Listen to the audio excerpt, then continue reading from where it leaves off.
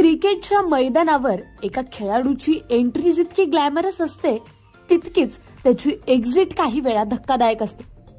आज आपण अशाच एका खेळाडूची माहिती जाणून घेणार आहोत, ज्याने भारतीय क्रिकेट चाहत्यांच्या मनात कायमची एक वेगळी ओळख निर्माण केली।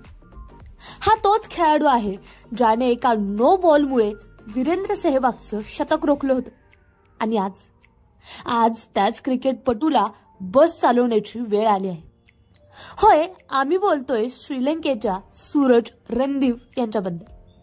सूरज रणदीव हा नावाजलेला फिरकीपटू, ज्याने श्रीलंकेसाठी 12 टेस्ट, 31 वन डे आणि 7 T20 सामने खेळले। 2011च्या वर्ल्ड कप फायनल मध्ये तो श्रीलंकेच्या संघात होता आणि IPL मध्ये धोनीच्या चेन्नई सुपर किंग्स संघाचाही भाग होता। पण 2010 मध्ये एक प्रसंग घडला ज्याने त्याला कायमचं वादग्रस्त केलं। भारताविरुद्धच्या एका सामन्यात वीरेंद्र सेहवाग 99 धावांवर खेळत होता।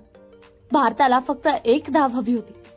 अशा वेळी रणदीवने जाणीवपूर्वक नो बॉल टाकला, ज्यामुळे सेहवागचं शतक हुकलं। हा कट श्रीलंकेचा स्टार क्रिकेटर दिलशानने आखला होता आणि रणदीव त्याला बळी पडला।